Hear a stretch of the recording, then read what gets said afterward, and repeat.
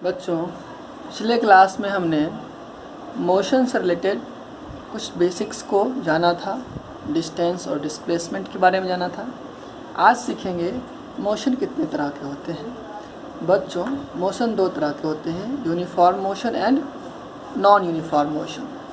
अब ये यूनिफॉर्म और नॉन यूनिफॉर्म मोशंस क्या होते हैं? कहते मान लीजिए कि मेरे पास जो है ये एक स्ट्रेट लाइन है जिसमें A B C D E F और जी इक्वल इंटरवल पर मार्किंग्स किए हुए हैं। ठीक है, ये 2-2 मीटर पर जो है पॉइंट्स डाले गए हैं और कोई आदमी यहाँ पर है। ये क्या करता है, पहला 2 मीटर जो है 1 सेकेंड में कवर करता है, फिर अगला 2 मीटर जो है 1 सेकेंड में कवर करता है, फिर अगला 2 मीटर जो है 1 सेकेंड में। मतलब हर एक 2 मीटर ये क्या करता है, 1-1 सेकेंड में ट्रेवल करता है। इसका मतलब इक्वल डिस्टेंस ये क्या कर रहा है, इक्वल इंटरवल ऑफ टाइम में कवर कर रहा है। तो इस प्रकार के मोशन को क्या कहेंगे, यूनिफॉर्म मोशन। ठीक है, when an object travels equal distances in equal interval of time it is called uniform motion.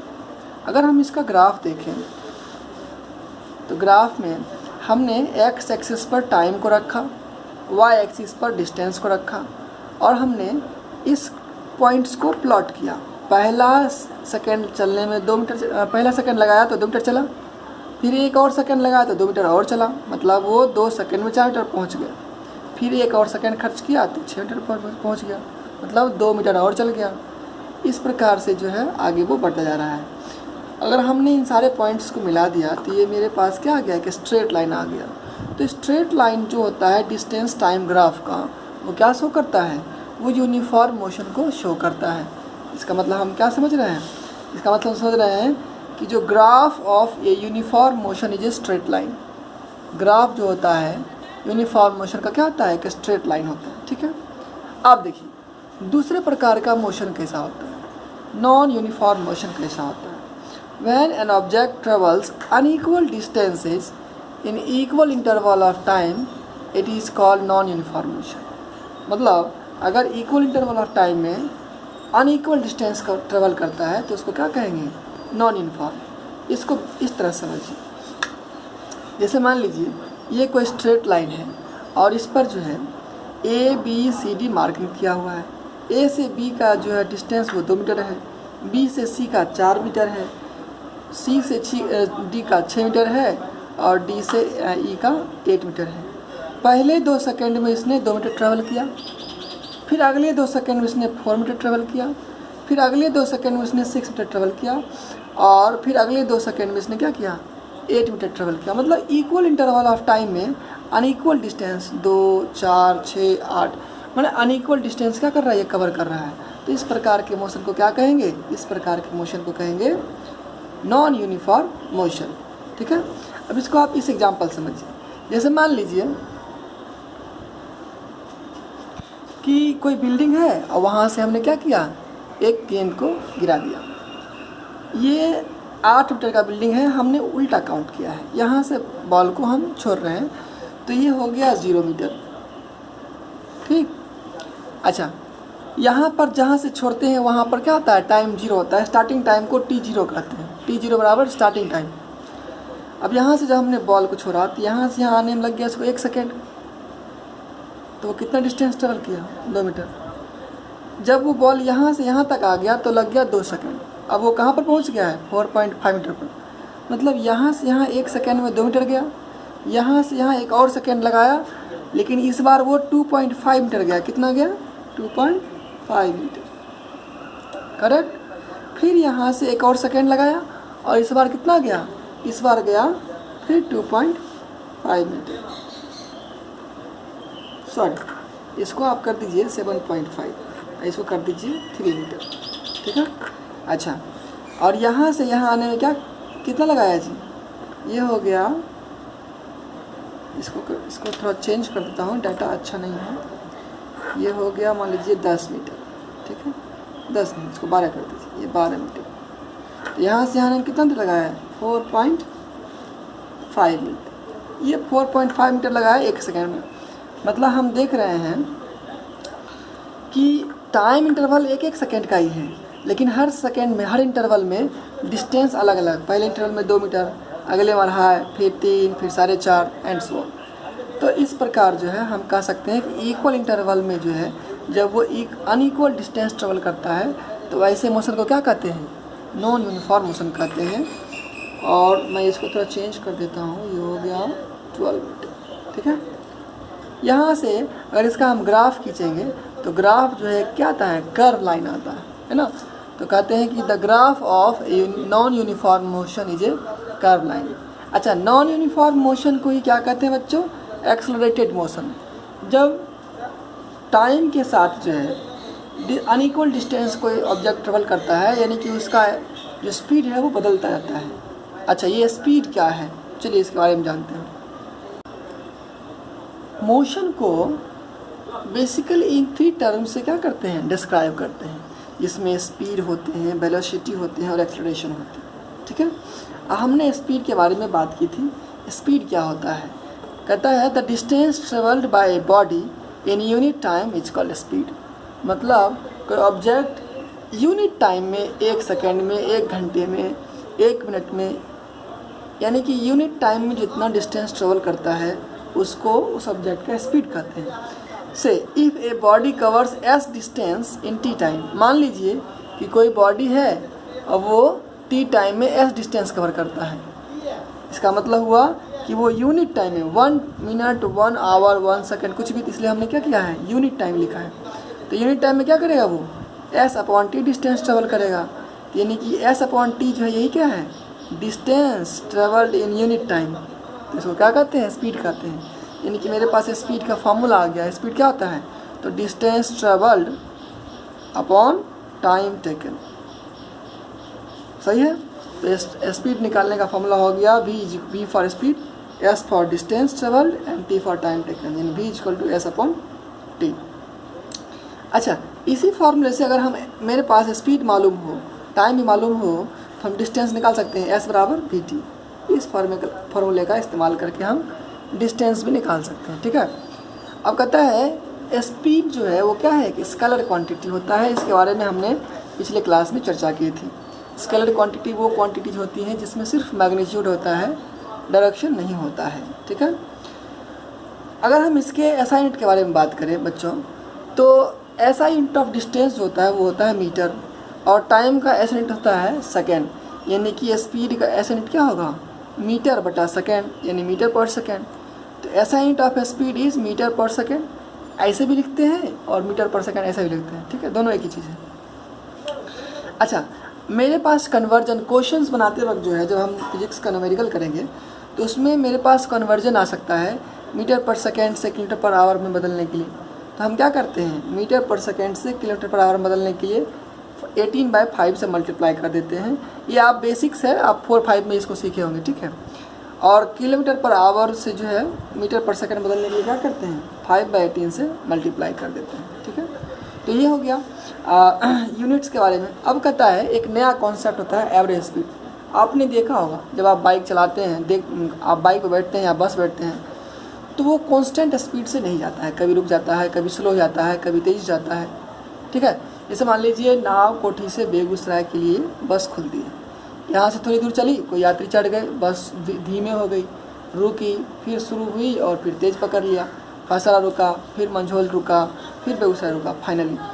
तो अलग अलग मतलब इंटरवल में अगर हम देखते हैं तो कभी स्पीड कम रहता है तो कभी स्पीड ज़्यादा रहता है। तो हम ओवरऑल अगर पूछें कि बेगूसराय जाने में हमको कितना स्पीड मतलब मैं बेगूसराय किस स्पीड से गया, तो मैं उसको कैसे काउंट करूँगा? तो जितना डिस्टेंस ट्रेवल किए हैं उसमें टोटल टाइम से क्या करेंगे? डिवाइड कर देंगे। एवरेज स्पीड निकालने का क्या तरीका है? Total distance travelled upon total time taken. बस ये सिंपल फार्मूला इसी तरह का है, ठीक है। स्पीड का ही है, बस ये एवरेज बात करता है, ओवरऑल बात करता है, ठीक है। अच्छा, कांस्टेंट स्पीड होने का क्या मतलब होता है? यूनिफॉर्म और कांस्टेंट स्पीड का मतलब होता है स्पीड में चेंज नहीं आएगा, मतलब हर एक इक्वल इंटरवल में वो इक्वल डिस्टेंस ट्रेवल करेगा, ठीक है। मतलब उसके स्पीड में चेंजेस नहीं आएंगे। अगर कोई बस 10 किलोमीटर पर आवर के स्पीड से जा रही है तो किसी भी पॉइंट पर अगर उसका हम चेक करें स्पीड तो 10 किलोमीटर पर आवर ही आएगा। ये होता है यूनिफॉर्म और कांस्टेंट स्पीड होने का मतलब। अगर स्पीड बदलेगा तो क्या हो जाएगा, वो मोशन नॉन यूनिफॉर्म हो जाएगा, यानी वो एक्सेलरेटेड हो जाएगा। तो ऐसे केस में हम क्या अध्ययन करेंगे, एक्सेलरेशन अध्ययन करेंगे। फिलहाल हम जो है स्पीड और एवरेज स्पीड बेस्ड कुछ न्यूमेरिकल्स को करके देखते हैं।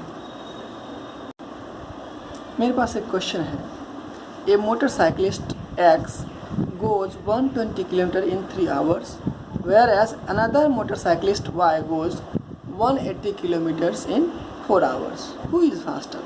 मतलब दो मोटरसाइकिलिस्ट हैं X और Y। X जो है 120 किलोमीटर 3 आवर्स में चले जाते हैं और जो मोटरसाइकिलिस्ट Y है वो 180 किलोमीटर 4 घंटे में चले जाते हैं, 4 आवर्स में चले जाते हैं। कहता है कौन ज़्यादा फास्टर है, मतलब किसका स्पीड ज़्यादा है। नहीं, तो हम निकालेंगे for motorcyclist X, motorcyclist X के लिए जो है डिस्टेंस कितना दिया हुआ है, डिस्टेंस है इनका डिस्टेंस है 120 किलोमीटर। टाइम कितना लिखा हुआ है, टाइम है 3 आवर्स लग गया इनको कवर करने में। तो इनका स्पीड क्या हो जाएगा, स्पीड हो जाएगा बच्चों डिस्टेंस अपॉन टाइम, है ना। कितना टाइम लग गया, 120 किलोमीटर जो है जाने में उनको लग गया 3 आवर्स, है ना। तो इससे हम डिवाइड कर देंगे ये जगह 40 किलोमीटर पर आवर। नहीं, अच्छा अगर हम मोटरसाइकिलिस्ट Y के बारे में बात करेंगे,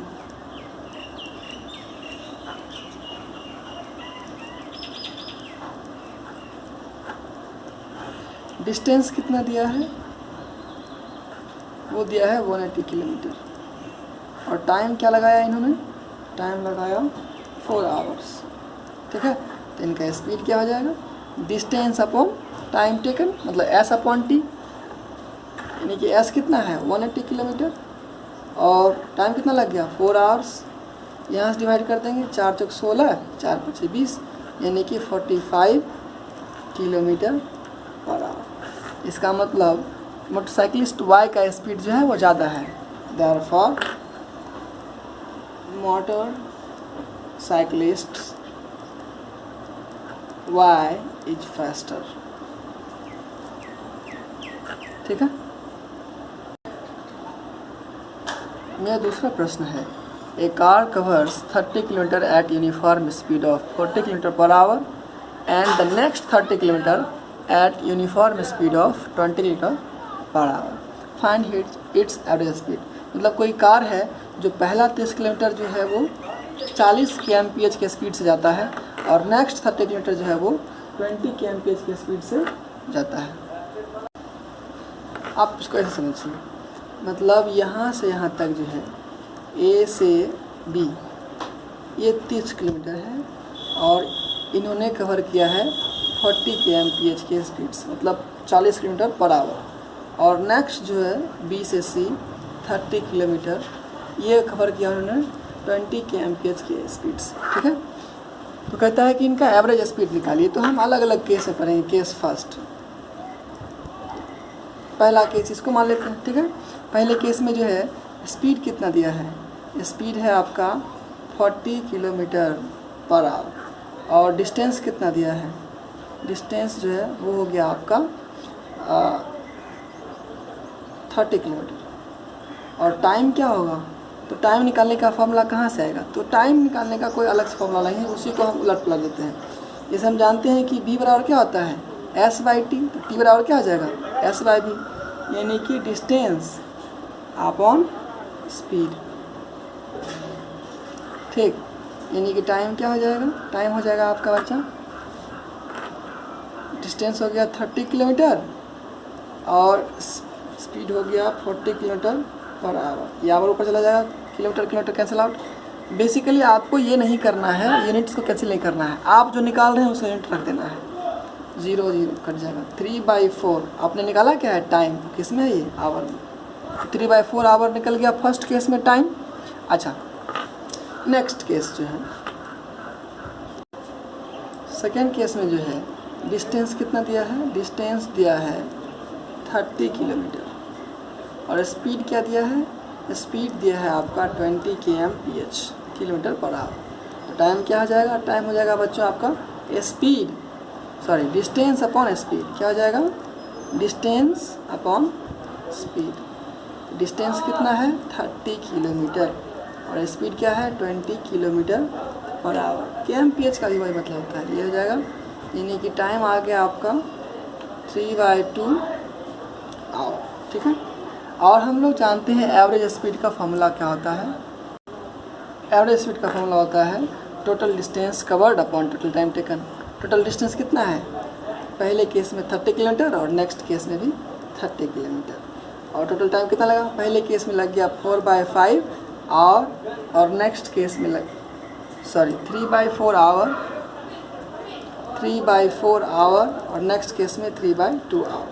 यहाँ से इसको क्या करेंगे, ऐड कर देंगे, तो ये हो जाएगा 60 किलोमीटर और इसको ऐड कर देंगे जगह नीचे में 3 + 6 आवर, यानी कि 60 × 4/9, 3 3 ज़ा 3 2 ज़ा, मतलब 80/3 किलोमीटर पर आवर। 3 दूना 6, 3 × 18, 26 होल 2/3 kmph। ये इसका क्या हो गया, स्पीड हो गया। तो आज हमने यूनिफॉर्म और नॉन यूनिफॉर्म स्पीड के बारे में जाना। स्पीड को अलग से जाना, स्पीड क्या होता है, एवरेज स्पीड क्या होता है, उसके बाद यूनिफॉर्म या कांस्टेंट स्पीड क्या होता है। हमने 2 न्यूमेरिकल्स भी हल किए। आपको इन सब चीज़ों को याद करना है, नोट्स बनाने हैं और नेक्स्ट टॉपिक में हम वेलोसिटी और स्पीड से बीच रिलेशन और फिर एक्सेलरेशन के बारे में चर्चा करेंगे।